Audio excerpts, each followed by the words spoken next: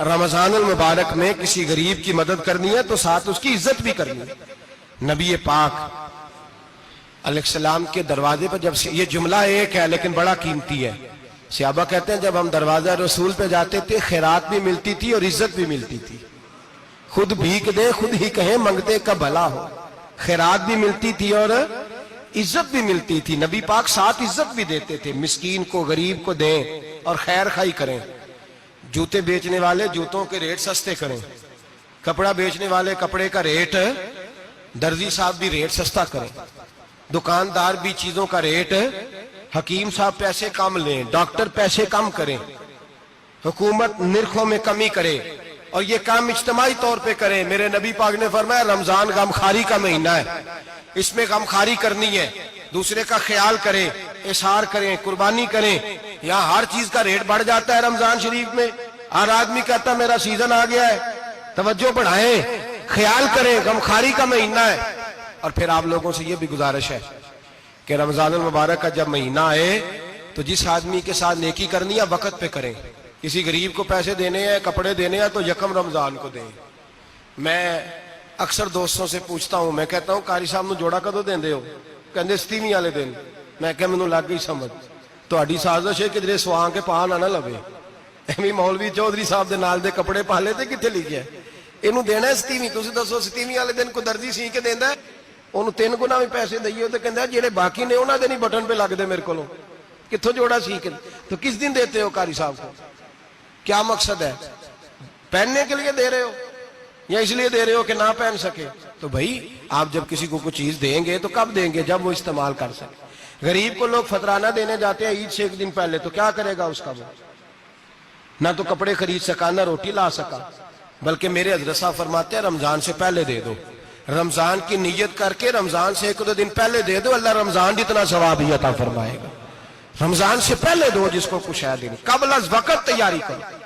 اور میرے قبلہ حضرت صاحب فرمایا کرتے اپنے کپڑے بعد میں، غریب کے بچوں کے کپڑے پہلے، اپنے گھر کی ضروریات بعد میں، غریبوں کی ضروریات، اس لیے کہ اللہ پاک نے ان کا رزق بھی ہمارے گھر بھیج دیا ہے، ہماری ڈیوٹی لگائی ہے کہ تم نے بانٹنا، بانٹنے والے بنو۔ اور یہ ذہن بنائے کہ پتہ نہیں کس کا حصہ تھا جو اللہ نے میرے گھر بھیجا، یہ ذہن بنا کے بانٹ۔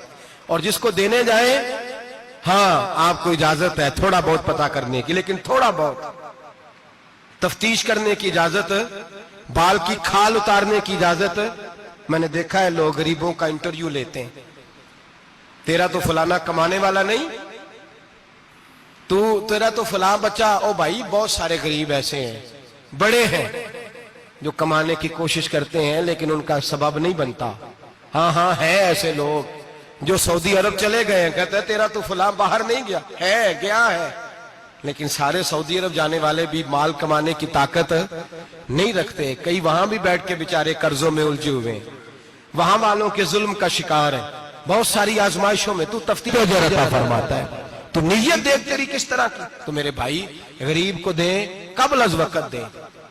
رمضان مبارک میں چوتھا کام، بات آخری اور چوتھا کام سنیں، رمضان میں دین سیکھیں۔ شیطان قید ہوتا ہے زیادہ سے زیادہ، اور جب آدمیوں کا پیٹ خالی ہوتا ہے نا تو ذہن جو ہوتا ہے نا وہ بھی اس کا فریش ہوتا ہے، اس میں کوشش کریں دین سیکھنے کی۔ میرے نبی کریم صلی اللہ علیہ وسلم نے اس دین کو علم کا دین قرار دیا ہے، شعور کا دین قرار دیا ہے، فہم کا دین قرار دیا ہے۔ نبی پاک صلی اللہ علیہ وسلم نے فرمایا ایک عبادت کرنے والا عشاء کے بعد کھڑا ہو اور فجر تک نماز پڑھتا رہے، ایک عالم دین عشاء پڑھ کے سو جائے اٹھ کے فجر پڑھ لے تو وہ 70 عبادت کرنے والوں کا درجہ زیادہ نہیں، عالم کا درجہ پھر بھی زیادہ ہے، اس عالم دین کا درجہ زیادہ ہے، اس لیے کہ وہ لوگوں کو آگاہی دیتا ہے، شعور بخشتا ہے۔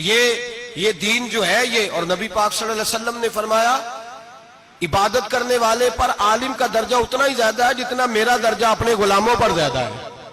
عالم کو حضور نے اتنا بڑا مقام دیا۔ دین سیکھیں، شعور حاصل کریں، یہ فقاہت کا دین ہے، شعور حاصل کرنے کا دین ہے۔ اور نبی پاک صلی اللہ علیہ وسلم نے فرمایا دین کی ایک بات سیکھ لینا 1000 نفل پڑھنے سے زیادہ درجہ رکھتی ہے، دین کی ایک بات سیکھ لینا 1000 جنازے میں شرکت سے زیادہ درجہ رکھتی، دین کی ایک بات سیکھ لینا، میرے نبی پاک صلی اللہ تعالی علیہ وسلم ارشاد فرماتے 1000 مریض کی عیادت کرنے سے زیادہ درجہ رکھتی ہے۔ فرمایا جس نے رات کے ایک لمحے میں دین کی ایک بات سیکھی اللہ اسے ساری رات عبادت کرنے سے زیادہ ثواب عطا فرمائے گا۔ میرے اسا فرمایا کرتے جب سیکھنے والے کو یہ ثواب ملے گا تو بتائیے سکھانے والے کو کتنا ثواب ملے، اسے اللہ کتنا درد۔ رمضان آ رہا ہے، شیطان قید ہے، دین پھیلانے کی کوشش کریں، جد و جہد کریں۔ بڑی نیند آتی ہے فجر پڑھ کے، لیکن اگر کسی کا ارادہ بن جائے کہ دین سیکھنا بھی ہے اور دین بچوں کو، تو پھر کوئی نیند غلبہ۔ ایک مثال ایک عالم نے سمجھائی، کوئی بزرگ تھے درویش عالم، ان کے پاس ایک عورت آئی، کہنے لگی میں بچوں کو سویرے بڑا جگاتی ہوں، بچے جاگتے نہیں نماز کے لیے۔ بڑا عجیب جواب دیا بزرگوں نے، درویش نے عالم نے، کہنے لگے بی بی کیوں نہیں جاگتے، جگایا کر، بیدار کیا کر، اٹھایا کر۔ کہنے لگی بڑی جدوجہد کرتی ہوں، اٹھتے نہیں، بیدار نہیں ہوتے۔ اللہ والے تھے نا۔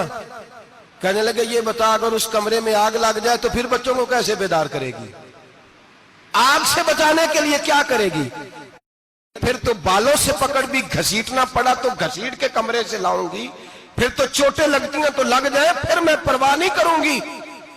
آپ فرمانے لگے یوں سمجھ لے جہنم کی آگ جل رہی ہے، اگر تیرے بچے نے نماز نہ پڑھی تو آگ لگ جائے گی، اگر اس نے عبادت نہ کی تو اسے آگ، اب جیسے بھی تجھے اٹھانا پڑتا ہے اٹھا گھسیٹ کے باہر لا، لیکن اس کی نماز قضا۔